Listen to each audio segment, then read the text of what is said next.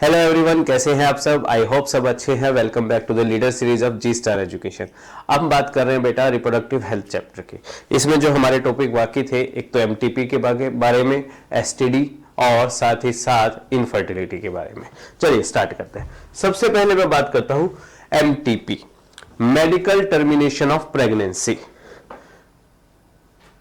Medical termination of pregnancy, जिसको generally हम क्या बोलते हैं, अबॉर्शन, इंड्यूस अबॉर्शन। ठीक है, ये कब करवाया जाता है? ठीक है, voluntary termination of pregnancy before full term.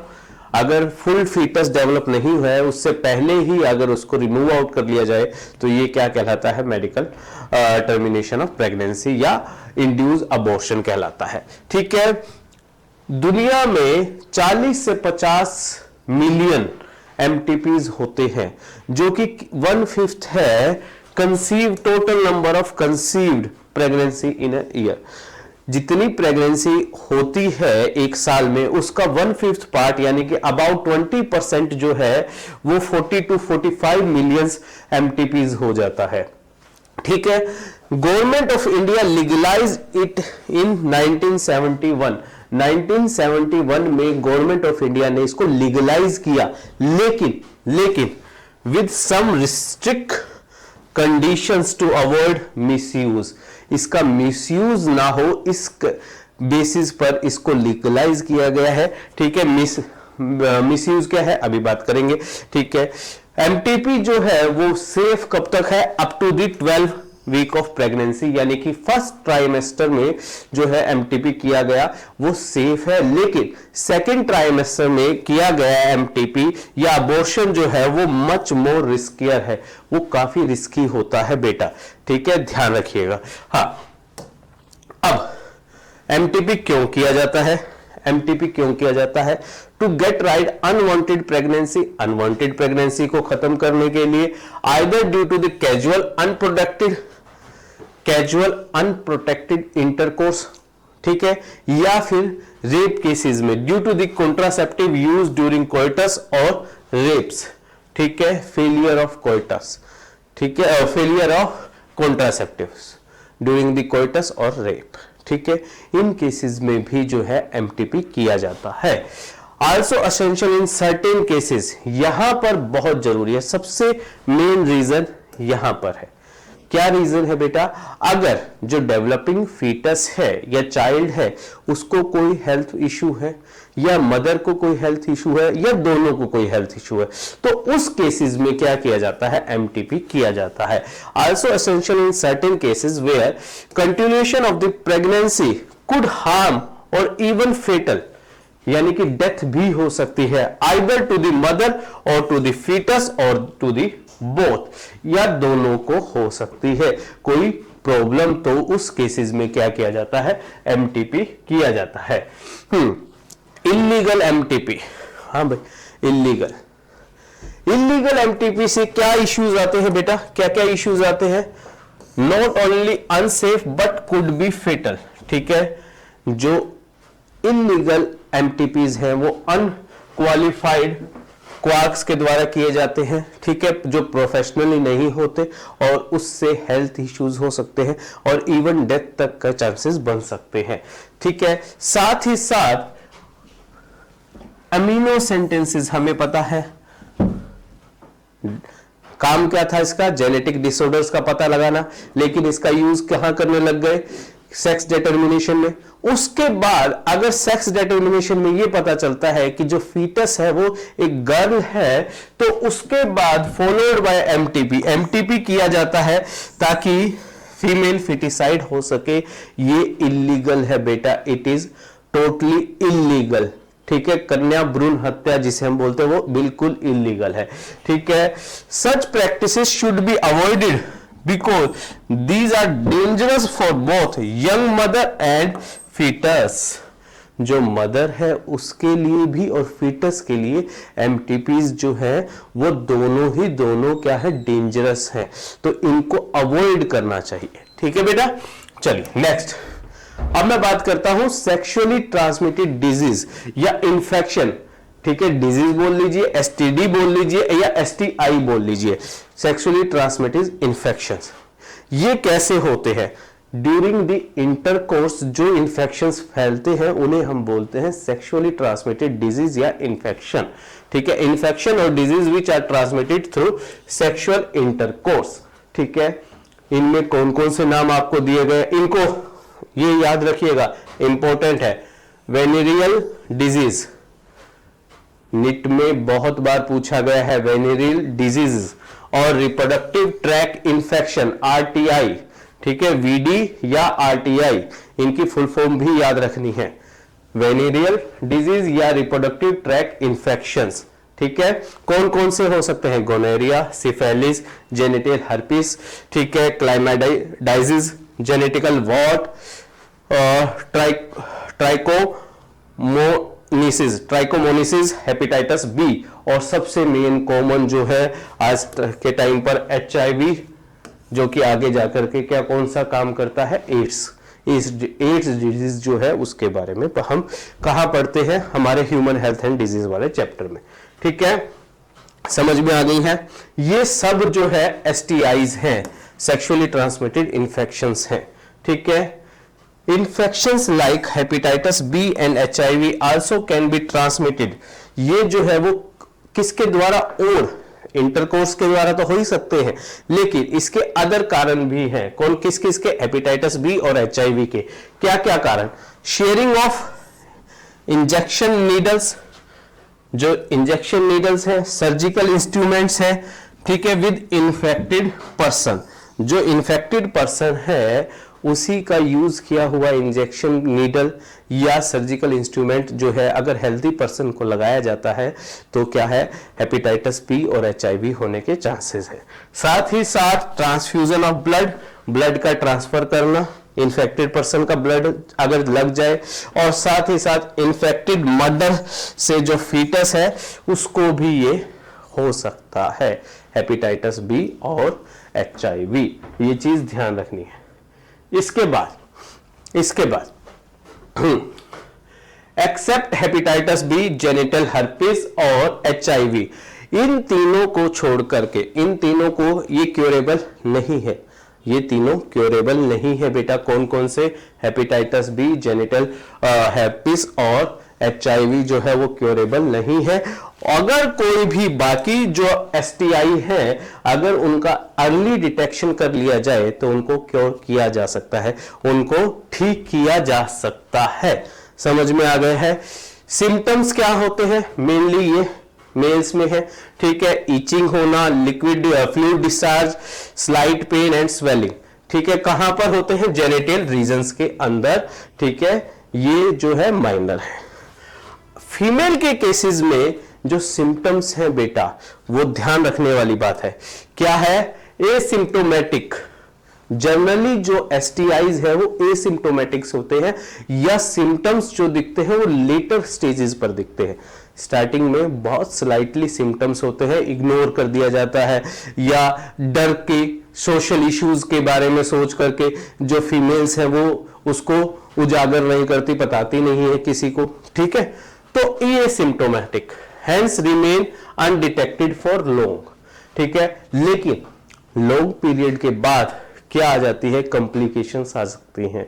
Complications क्या आ सकती है? सबसे इंपॉर्टेंट, पेल्विक इंफ्लामेटरी डिजीजेस हो सकते हैं, पीआईडी, पेल्विक इंफ्लामेटरी डिजीज।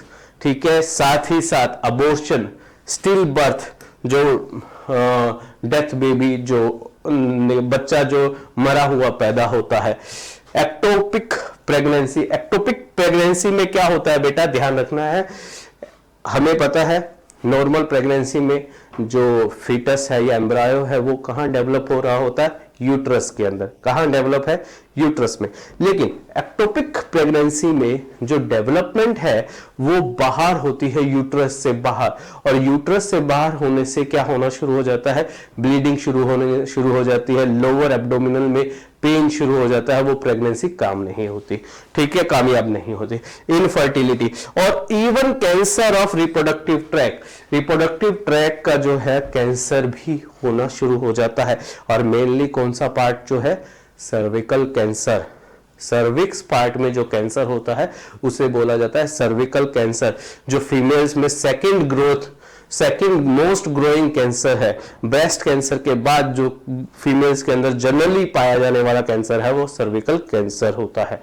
ठीक है, इसका क्योर है बेटा, इसके लिए क्या किया जाता है, इंजेक्शंस होते हैं जो कि फीमेल्स को दिए जाते हैं after the age of maybe 11 या 9 के बाद कभी भी फीमेल्स को वो इंजेक्शंस दिए जा सकते हैं। ठीक है, चलिए इसके बाद प्रिकॉशंस टू प्रिवेंट एसटीआईज। प्रिकॉशंस, क्या क्या प्रिकॉशंस इस्तेमाल किए जाते हैं? Avoid sex with unknown person, unknown partner या मल्टीपल पार्टनर्स। जो सेक्स है उनको अवॉइड किया जाता है, इंटरकोर्स को अवॉइड किया जाना चाहिए मल्टीपल पार्टनर से या अननोन पार्टनर से। ठीक है, यूज कॉन्डम ड्यूरिंग कोइटस। ठीक है, जो कि सबसे मेन है कि एसटीआई से बचने के लिए, खास करके एचआईवी वगैरह से बचने के लिए। ठीक है, इन केस ऑफ डाउट, अगर थोड़ा सा भी किसी फीमेल को या मेल को डाउट है तो one should go to the qualified doctor for detection and complete treatment if diagnosis with infection. उसको हेजिटेट नहीं करना चाहिए कि मुझे समाज क्या सोचेगा या कोई क्या सोचेगा। अगर उसको थोड़ा सा भी डाउट है तो उसको डॉक्टर के पास जाना चाहिए और डायग्नोज करवाना चाहिए। अगर डायग्नोज में इन्फेक्शन आता है तो उसका प्रॉपर ट्रीटमेंट होना चाहिए। ठीक है, चलिए इसके बाद हम बात करते हैं इनफर्टिलिटी। इनफर्टिलिटी क्या होती है? पूरे वर्ल्ड में और इंडिया में भी इनफर्टिलिटी है। क्या होती है? Unable to produce children in spite of unprotected sexual cohabitation. मतलब कोई कपल जो है वो साथ रह रहा है, कोहैबिटेशन का मतलब साथ रह रहा है, और अनप्रोटेक्टिव सेक्सुअल प्रैक्टिस कर रहा है, यानी कि कोई भी कॉन्ट्रासेप्टिव मेथड यूज नहीं कर रहा है, लेकिन फिर भी वो क्या है, चिल्ड्रन को प्रोड्यूस नहीं कर पा रहे हैं, तो इसे हम बोलते हैं इनफर्टिलिटी। समझे, साथ रह रहे हैं, अनप्रोटेक्टिव इंटरकोर्स हो रहा है, कॉन्ट्रासेप्टिव नहीं यूज हो रहे, फिर भी क्या है, चिल्ड्रन को प्रोड्यूस नहीं कर पा रहे। कितने टाइम तक? कुछ बुक्स में ये 1 ईयर, कुछ बुक्स में 2 ईयर। ठीक है, ऐसा नहीं है कि 1 महीना किया, इंटरकोर्स किया और अनप्रोटेक्टेड और बच्चा नहीं हो रहा तो हम ये कह सकते हैं इनफर्टिलिटी। नहीं, ऐसा नहीं है। इवन 1 ईयर या 2 ईयर अगर उन्होंने सेक्सुअल प्रैक्टिस की है या इंटरकोर्स किया है अनप्रोटेक्टेड, फिर चिल्ड्रन प्रोड्यूस नहीं हो पा रहा, तो हम कह सकते हैं कि इनफर्टिलिटी है। इनफर्टिलिटी के रीजन क्या क्या हो सकते हैं? फिजिकल रीजन हो सकता है, कॉन्जेंटियल रीजन, डिजीज हो सकते हैं, ड्रग हो सकती है, इम्यूनोलॉजिकल हो सकता है, इवन साइकोलॉजिकल भी रीजन होते हैं। ठीक है, आजकल के टाइम पर जो स्ट्रेस लेवल है, जो डेली रूटीन लाइफ है, उसकी वजह से भी ये सारी चीजें पॉसिबल है। ठीक है, चलिए इसके लिए क्या क्योर है, इसको कैसे दूर किया जा सकता है? इसके लिए एसिस्टेड रिप्रोडक्टिव टेक्नोलॉजीज हैं, ART। ठीक है, इनके अंदर कौन कौन से मेथड आते हैं बेटा? ये देखिए, IVF, ET, gift, IUT, GIFT, ICSI, AT और IUI। ठीक है, ये आपकी बुक्स में दिए गए हैं। ठीक है, कैसे? पर्सन टू पर्सन वेरी करता है, उस पर्सन के अंदर इनफर्टिलिटी किस वजह से है, ठीक है, या वुमेन में या मेल में। जनरली जो दिया गया है आपको कि मेल्स के अंदर ज्यादा इनफर्टिलिटी के कारण होते हैं as comparison to the female. ठीक है, चलिए IVF, in vitro fertilization. In vitro fertilization का मतलब क्या है कि मेल से, हस्बैंड से या डोनर से क्या ले लिया जाता है? स्पर्म ले लिया जाता है। इसी तरह फीमेल से, फीमेल में वाइफ हो सकती है या डोनर हो सकती है, उससे क्या ले लिया जाता है? ओवम ले लिया जाता है। दोनों के बॉडी से इन गैमेट्स को क्या किया जाता है? विड्रॉ कर लिया जाता है, और विड्रॉ करके आर्टिफिशियल इन्वायरमेंट में इनको क्या किया जाता है? फर्टिलाइज किया जाता है। इसे हम बोलते हैं इन विट्रो फर्टिलाइजेशन। ठीक है, नेचुरल प्लेस से बाहर जो फर्टिलाइजेशन होती है वो होती है इन विट्रो फर्टिलाइजेशन। ठीक है, अब वहां पर क्या बनाया जाता है? फीमेल के अंदर, आर्टिफिशियल मीडियम के अंदर जाइगोट फॉर्म होता है। ठीक है, जाइगोट फॉर्म, ठीक है, दो तरह से किया जा सकता है। अगर वो जाइगोट तो नहीं रहता, अगर वो क्लीवेज करके 8 सेल तक बना देता है, अप टू दी 8 सेल, तो अगर उसको ट्रांसफर किया जाता है फैलोपियन ट्यूब के अंदर, तो उसे बोला जाता है जिफ्ट, जाइगोट इंट्राफैलोपियन ट्यूब। और ये दोनों ही जिफ्ट और आईयूटी, ये दोनों ही एम्ब्रायो ट्रांसफर के टाइप है बेटा, ठीक है। वो एम्ब्रायो जो 8 सेल तक का है, तो उसे हम बोलते हैं जाइगोट इंट्राफैलोपियन ट्रांसफर, वो फैलोपियन ट्यूब में ट्रांसफर किया जाएगा।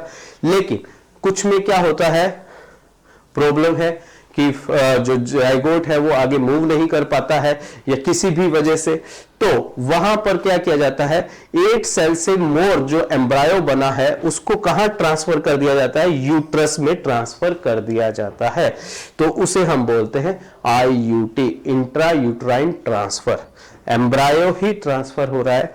अगर 8 सेल तक का है तो उसे हम जाइगोट इंट्राफैलोपियन ट्यूब, वो फैलोपियन ट्यूब में ट्रांसफर होगा, ठीक है। और 8 सेल से ज्यादा ब्लास्टोमियर, 8 ब्लास्टोमियर से ज्यादा है तो उसको हम यूट्रस में ट्रांसफर करेंगे, ठीक है। अब नेक्स्ट टेक्निक है गैमेट इंट्राफैलोपियन ट्रांसफर। अब ये किस में होती है बेटा, ऐसी फीमेल्स जिनके अंदर जो ओवम है वो बन ही नहीं पा रहा है। क्या है, ओवम बन नहीं पा रहा है। यूट्रस सही है, सर्विक्स सही है, बाकी सारे पार्ट सही है, लेकिन केवल और केवल ओवुलेशन से ओवा नहीं आ रहा। तो इस केसेस में क्या किया जाता है, ऐसी फीमेल्स के अंदर डोनर फीमेल से क्या ले लिया जाता है, ओवम ले लिया जाता है, और उस गैमेट को कहां ट्रांसफर कर दिया जाता है, फैलोपियन ट्यूब के अंदर। और इस टेक्निक को और फिर नॉर्मल फर्टिलाइजेशन के द्वारा वो क्या हो जाता है, मां बन जाती है, प्रेगनेंसी हो जाती है, ठीक है। इस टेक्निक को हम बोलते हैं गैमेट इंट्राफैलोपियन ट्रांसफर। गैमेट यानी कि ओवा का जो ट्रांसफर है वो कहां किया जा रहा है, फैलोपियन ट्यूब में। समझ में आ गई है। अब नेक्स्ट टेक्निक है इंट्रासाइटोप्लाज्मिक स्पर्म इंजेक्शन, ICSI। इसमें क्या होता है, कुछ स्पर्म्स जो हैं वो बेटा कैपेसिटी नहीं रखते किसको फैसिलिटेट करने की, किसको पेनिट्रेट करने की, ओवम को पेनिट्रेट करने की फैसिलिटी नहीं रखते, कैपेसिटेशन नहीं हो पाती उसके अंदर प्रॉपर, ठीक है। तो उस केसेस में क्या किया जाता है, मेल से या हस्बैंड से ही जो है वो स्पर्म निकाले जाते हैं और उनको आर्टिफिशियली इन विट्रो कंडीशंस के अंदर ओवम के अंदर इंजेक्ट कर दिया जाता है डायरेक्टली, सो दैट कि उनको कैपेसिटेशन की जरूरत ना पड़े या उनको उन लेयर्स को पेनिट्रेट करने की जरूरत ना पड़े। कौन सी लेयर थी, याद होगा आपको, कोरोना रेडिएटा एंड जोना पेलोसिडिया।